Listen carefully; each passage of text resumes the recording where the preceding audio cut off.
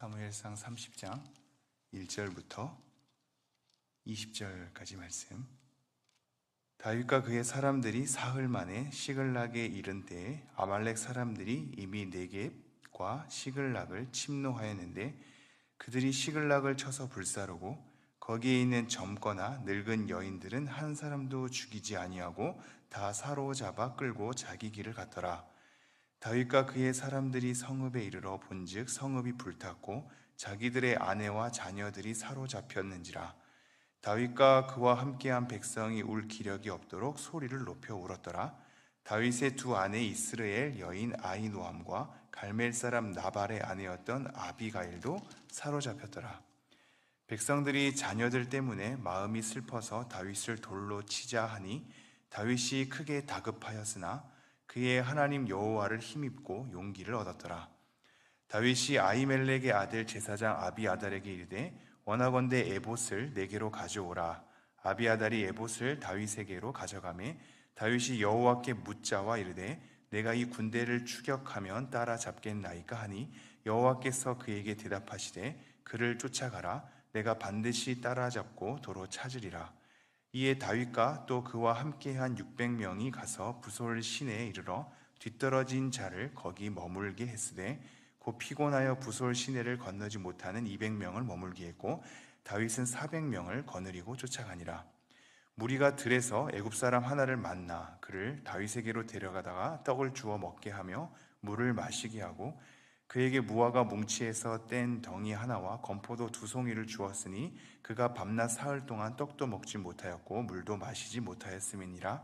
그가 먹고 정신을 차리매 다윗이 그에게 이르되 너는 누구에게 속하였으며 어디에서 왔느냐 하니 그가 이르되 나는 애굽 소년이요 아말렉 사람의 종이더니 사흘 전에 병이 들매 주인이 나를 버렸나이다. 우리가 그렛 사람의 남방과 유다에 속한 지방과 갈렙 남방을 침노하고 시글락을 불살랐나이다. 다윗이 그에게 이르되 내가 나를 그 군대로 인도하겠느냐 하니 그가 이르되 당신이 나를 죽이지도 아니하고 내 주인의 수중에 넘기지도 아니하겠다고 하나님의 이름으로 내게 맹세하소서. 그리하면 내가 당신을 그 군대로 인도하리이다 하니라. 그가 다윗을 인도하여 내려가니 그들이 온 땅에 편만하여 블레셋 사람들의 땅과 유다 땅에서 크게 약탈하였으므로 말미암아 먹고 마시며 춤추는지라. 다윗이 새벽부터 이튿날 저물 때까지 그들을 치매 낙타를 타고 도망한 소년 400명 외에는 피한 사람이 없었더라. 다윗이 아말렉 사람들이 빼앗아 갔던 모든 것을 도로 찾고 그의 두 아내를 구원하였고 그들이 약탈하였던 곧 무리의 자녀들이나 빼앗겼던 것은 크고 작은 것은 막론하고 아무것도 잃은 것이 없이 모두 다윗이 도로 찾아왔고 다윗이 또 양떼와 소떼를 다 되찾았더니 무리가 그 가축들을 앞에 몰고 가며 이르되 이는 다윗의 전리품이라 하였더라. 아멘. 네, 제가 정신이 멍해가지고 말씀을 잘 나누기를 소망합니다. 오늘 말씀은 다윗이 아말렉을 치는 사건입니다. 이미 우리가 매일마다 이 사무엘상의 내용을 잘 거쳐왔듯이 지금 다윗의 상황은 굉장히 사실 은혜로운 상황으로 출발했거든요. 블레셋과 이스라엘 백성들이 싸우는 싸움에 참여하지 않게 되지 않았습니까? 하나님께서 굉장히 세밀하게 일하셨고 본인이 거절을 하지 않아도 그 위기 상황 가운데 다시 돌아오게 되는 상황입니다. 굉장히 은혜롭지요. 근데 우리는 이것을 여러 가지로 계속 생각해 보았습니다. 이것이 다윗이 블레셋으로 내려간 것 자체가 하나님께서 기뻐하지 않은 것이었나라는 질문을 가지고 생각했을 때 본문에서 명확히 얘기한 바는 없지만 계속해서 어떤 사건들이 발생하긴 하죠. 굉장히 위기의 상황에 많이 놓이게 된단 말입니다. 물론 잘못 선택했다고 위기 상황에 놓이는 건 아니겠지만 이 블레셋 땅에서 벌어지는 일들이 그렇게 아름답게만 그려지지 않는 걸 보게 됩니다. 그런데도 신기한 건 만약에 잘못된 선택이라 할지라도 그 속에 미치는 하나님의 일하심은 또한 있었단 말이죠. 그래서 블레셋과 이스라엘 백성들의 전쟁 가운데 기가 막히게 다시 돌아오게 되는 상황입니다. 그런데 돌아오고 나서 보니 아말렉이 자기 땅, 자기가 잠시 머물던 시글락 땅에 아내들과 자녀들을 다 붙잡아가고 불살하게 된 상황이지요. 이게 여러모로 한번 생각을 해볼까요? 정말 삶을 예측하기가 힘든 것 같습니다. 다윗만 하더라도 굉장히 위기 상황 가운데 많이 왔다 갔다 하게 되지 않았습니까? 이 중간에 애굽 소년도 나오거든요. 이 애굽 소년의 인생을 또 한번 생각을 해보노라면 자기가 종으로 잡혀가지고 주인을 아말렉 사람으로 모셨던 그런 애굽 소년인데 병이 들었다고 해서 주인이 버렸단 말이죠. 이것도 얼마나 기구한 인생입니까? 그동안 종으로서 나름 다 역할을 했을 테고 전쟁에 따라 나갔던 것만 해도 종의 역할이 나름 있었을 거란 말이죠. 그런데 병들었으니 주인이 버렸습니다. 버림당해서 죽어가는 그 인생, 그런데 다윗의 무리를 만나서 먹을 것을 먹고 다시 한번 소생한 이 인생의 측면도 예측할 수 없는 삶이고, 블레셋과 나갔다가 들어왔더니 아말렉이 자기 땅을 침범한 상황, 이것도 참 기가 막힌 상황이죠. 그런데 아말렉 입장에서도 한번 보죠. 아말렉 입장에서도 사실은 다윗이 그 전에 몇 장 앞으로 넘어가면 다윗이 아말렉을 쳤단 말입니다. 어떻게 보면 지금 이 친 게 복수였을 수도 있습니다. 기회를 노렸다가 다윗이 없던 틈을 타서 그 땅을 쳤을 수도 있단 말입니다. 이 모든 전쟁사는 다 복수의 복수이긴 하니까요. 그럼 아말렉 입장에서도 이 모든 것을 다 갈취를 하고 이제 춤을 추며 놀고 있었는데 갑자기 들이닥친 다윗의 일당에 혼비백산 다 쓰러지고 도망가게 되죠. 이 역전의 역전이죠. 삶을 예측할 수 없는 상황입니다. 우리 또한 평범한 일상이긴 하나 우리 하루의 삶을 예측하기가 힘들죠. 금방 감정이 상하는 일이 있다가도 또 기쁜 일이 있기 마련입니다. 수많은 감정의 기복 가운데 우리는 신앙을 잘 소화해내고 있죠. 그 가운데 어떤 삶을 만날지 모르고 어떤 사건을 겪을지 몰라서 하나님의 크심 앞에 우리는 있어야 하고, 성경의 모든 사건들을 대할 때 이런저런 일이 하나님 안에서 다 펼쳐질 수 있구나를 자꾸 소화해야겠죠. 그게 신앙의 연수가 깊어갈수록 신앙이 넓어지는 하나의 비결이기도 하겠습니다. 다시 한번 말씀으로 돌아오면요, 1절에 보면 다윗과 그의 사람들이 사흘 만에 시글락에 이른 때에 아말렉 사람들이 이미 네겝과 시글락을 침노하였는데 그들이 시글락을 쳐서 불사르고 거기에 있는 젊거나 늙은 여인은 한 사람도 죽이지 아니하고 다 사로잡아 끌고 자기 길을 갔더라. 다윗과 그의 사람들이 성읍에 이르러 본즉 성읍이 불탔고 자기들의 아내와 자녀들이 사로잡혔는지라 다윗과 그와 함께한 백성이 울 기력이 없도록 소리를 높여 울었더라. 지금 이 사건 가운데 모든 백성이 울고 있단 말이죠. 근데 잘 생각해 보시면 지금 이 600명과 동행하는 이 연수가 지금 8년 9년 차로 넘어가고 있단 말입니다.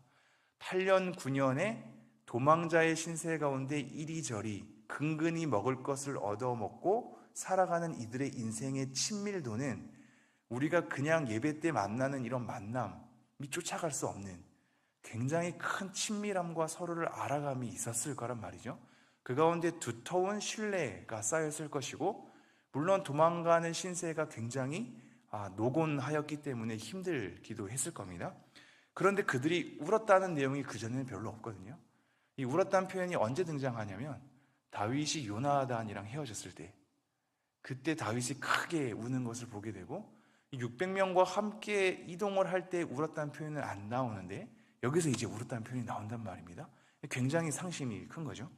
그런데 그 다음 5절, 다윗의 두 아내 이스라엘 여인 아히노암과 갈멜 사람 나발의 아내였던 아비가일도 사로잡혔더라. 백성들이 자녀들 때문에 마음이 슬퍼서 다윗을 돌로 치자 하니 다윗이 크게 다급하였으나 그의 하나님 여호와를 힘입고 용기를 얻었더라. 지금 오늘 이 6절 말씀에 잠깐 시선을 한번 두죠. 8년 9년 동안 마음을 함께 나눈 사이입니다. 굉장히 힘겨운 시절을 지냈지만 성경상으로는 크게 울만한 사건이 없었던, 울만한 사건이 있었겠지만 서로 마음을 다독이면서 겨우겨우 인생들을 잘 하나하나 보냈던 시기, 블레셋 땅에 도망가는 그 시기 가운데서도 수많은 의문이 들었을 테고 굉장히 의아한 상황들이 연속으로 이어졌을 것이란 말이죠. 이게 지금 다윗을 돌로 치려 하는 것이 한순간의 상황은 아닐 겁니다. 수많은 의문과 의문이 겹겹이 쌓인 다음에 큰 사건이 터지고 나니 오게 되는 울분일 거란 말입니다. 내가 지금 이 지도자랑 함께 하는 것이 맞는가? 기름 부음 받은 사람이라고 했더니 계속 도망만 다니고 사울 앞에서는 아무 힘도 발휘하지 않고 결국 블레셋 땅에 쫓겨나는 신세인데 여기서도 눈치를 보면서 생활을 해야 되는 신세. 그런 가운데 원치 않는 자국 이스라엘과 블레셋 전쟁까지도 참여할 뻔한 위기의 상황. 그런 가운데 돌아왔더니 내 자녀들, 내 아내들은 다 잡혀간 상황. 이것이 겹겹이 쌓이면서 리더로서의 자격, 내가 이 사람과 함께하는 것이 맞는가? 이 사람의 판단은 맞는가? 수많은 의심과 울분과 원망이 있었을 거란 말입니다. 그 모든 것이 겹겹이 쌓여서 한 사건 가운데 나옵니다. 이게 어찌 보면 그 사람의 진정성은 특별한 사건 가운데 나오는 것 같습니다. 일상에서는 우리가 우리를 잘 감추고 잘 컨트롤할 수 있지만 특별한 사건 가운데 그 사람의 진위가 나오기도 하죠. 이 다윗이 돌로 치는 것에 대한 위기 상황, 모세에게서 많이 봤던 이 위기 상황을 다윗에게서도 봅니다. 다윗의 마음은 어땠을까요? 그렇죠? 갑자기 자기 아내도 잡혀간 상황이거든요. 그래서 같이 울었단 말입니다. 같이 울었고 굳이 설명을 하나 더 하면서 다윗의 두 아내도 잡혀갔다는 것을 보충 설명하고 있는데 사람들이 이제 다윗을 보면서 돌로 치자라고 하는 거죠. 굉장히 실망한 감이 있었겠죠. 이러한 상처들이 쌓이고 쌓이면 공동체에는 존속하기가 어렵죠. 여러 사건 가운데 우리가 가지고 있는 상처와 아픔이 틈이 벌어진 채 메꾸지 않으면 다음 상대에도 제대로 관계하기가 어렵기 마련이죠. 이러한 위기 상황 가운데 그냥 한 문구로만 정리됩니다. 뭐라고 얘기하냐면 다윗이 크게 다급하였으나 그의 하나님 여호와를 힘입고 용기를 얻었더라. 지금 이 내용은 굉장히 단촐하게 돼 있어서 원래 힘입고라는 단어조차도 없거든요. 용기라는 단어가 여기서 강해졌다라는 단어를 용기란 단어로 번역을 합니다. 물론 힘입고 용기를 얻었다는 것이 강하다라는 단어에서 다 유출은 할 수 있겠습니다. 근데 이게 너무나 단촐하게 돼 있는 간단한 단어라 이게 하나님께서 어떻게 그 사람에게 힘을 불어넣어 주셨는지 그 사람을 강하게 했는지 아니면 다윗이 그 다급한 위기 상황 가운데 하나님을 붙들면서 마음을 강하게 했는지는 모르겠습니다. 그런데 이 상황 가운데 단 하나의 문구 그의 하나님 여호와를 힘입고 용기를 얻었더라 라고 하고 있죠. 굉장히 수많은 상처와 당황스러움, 아픔, 관계가 깨짐, 공동체의 분열, 무너짐 그래서 나라가 앞으로 세워져 가야 하는데 세워져 갈 수 없을 만한 위기 이 모든 것이 다 결합될 수 있는 한순간에 단 하나의 문장 하나님 여호와를 힘입고 용기를 얻었더라입니다. 이것 한 문장 다음에 모든 분위기가 다 뒤집어집니다. 7절 다윗이 아히멜렉의 아들 제사장 아비아달에게 이르되 원하건대 에봇을 내게로 가져오라. 아비아달이 에봇을 다윗에게로 가져가매. 이게 굉장히 의미심장한 내용입니다. 왜 그럴까요? 이 다급하다라는 단어가 28장 15절에도 나오거든요. 28장 15절 한번 가볼까요? 15절 제가 한번 읽어보죠. 28장 15절 사무엘이 사울에게 이르되 내가 어찌하여 나를 불러 올려서 나를 성가시게 하느냐 하니 사울이 대답하되 나는 심히 다급하나이다. 지금 이게 사울이 신접한 여인을 찾아가서 사무엘을 불러 놔놓고 하는 이 장면이거든요. 지금 사울도 다급했습니다. 사울은 신접한 여인을 만나러 가죠. 근데 왜 만나러 가냐면 사울도 참 딱하죠. 28장 6절을 볼까요? 28장 6절 사울이 여호와께 묻자오되 여호와께서 꿈으로도 우림으로도 선지자로도 그에게 대답하지 아니하심으로 물어도 대답하지 않으신 겁니다. 이것저것 다 해봤는데 안 된 겁니다. 그러니 신접한 여인이라도 만나는 것을 붙들게 된 거죠. 이 상황과 비슷한 상황으로 지금 다윗이 그려지고 있죠. 크게 다급하였는데 하나님께 힘입고 용기를 얻었더라. 그 한마디 다음에 제사장을 부르게 되죠. 그리고 그 제사장을 불러서 8절입니다. 다윗이 여호와께 묻자와 이르되 내가 이 군대를 추격하면 따라잡겠나이까 하니 여호와께서 그에게 대답하시되 그를 쫓아가라. 내가 반드시 따라잡고 도로 찾으리라. 전혀 사울과는 반대되는 상황이죠. 하나님께 물었고 하나님은 대답했고 하나님께로부터 힘과 강함을 얻게 된 다윗의 상황을 우리는 보게 됩니다. 말씀 정리하도록 하겠습니다. 맨날 뒷부분을 잘 못하긴 하는데요. 우리의 일상도 수많은 변화, 예측할 수 없는 상황에 놓여 있죠. 예측해서 고요하다고 하더라도 우리가 내일 모레 급격한 상황 때문에 마음이 상하는 일이 있기도 합니다. 때로는 감사함 때문에 기쁘기도 하지만 때로는 우리의 관계 속에서 나를 원망하거나 나를 치려하거나 내 마음을 굉장히 아프게 하는 사건들도 경험하게 되고, 그런 관계의 측면이 아니고서도 우리의 이모저모의 큰 사건들이 우리의 마음을 상하게 할 때가 있죠. 그 속에서 하나님께 힘을 얻는 것이 필요합니다. 어떻게 얻는지는 오늘 본문에서도 나와 있지 않습니다. 하나님을 어떻게 붙들은 건지도 모르겠고 하나님께서 다윗의 마음을 어떻게 만져준 건지도 모르겠습니다. 그러나 단 하나의 문구, 우리가 살 길은 하나님께 힘을 얻고 하나님께 용기를 갖는 수밖에 없는구나. 이거 안 되면 안 되는구나. 이거 한 문장으로 지금 다윗의 모든 상황이 바뀌었구나. 이것을 우리는 오늘 주목해야겠습니다. 오늘 기도하면서도 하나님께 도우심을 구하시죠. 하나님, 저에게 강함을 주십시오. 저에게 용기를 주십시오. 저의 마음을 만져주십시오. 이거 안 되고서는 처리가 안 되겠습니다. 이거 안 되고서는 제가 감당이 안 되겠습니다. 이거 안 되고서는 우리의 관계가 회복이 어렵겠습니다. 하나님께서 마음을 만져주셔서 용기를 허락해 주시고 제 마음을 강인하게 붙들어 주셔야 하겠습니다. 그러한 가운데 하나님께 묻고 하나님의 뜻을 구하며 나아가는 정상적인 신앙생활의 걸음을 걷기를 원합니다 라고 하나님께 머리를 조아리는 우리가 되었으면 좋겠습니다. 기도하겠습니다. 하나님, 오늘 말씀을 통하여서 다시 한번 하나님을 바라보게 하시니 감사합니다.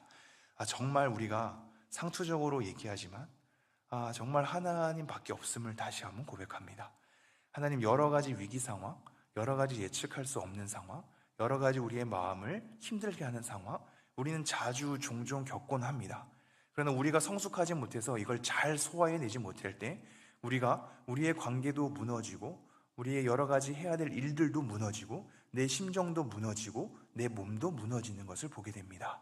하나님, 우리를 다시 한번 불쌍히 여겨주셔서 하나님만이 주실 수 있는 위로와 힘과 용기로 우리의 마음을 다스려 주사 우리가 하나님께로 힘을 얻어서 모든 무너졌던 우리의 모든 삶들을 하나하나 잘 세워가고 무너졌던 우리의 마음을 잘 보수할 수 있도록 은혜를 허락하여 주옵소서. 이 모든 말씀 우리 주 예수 그리스도 이름으로 기도합니다.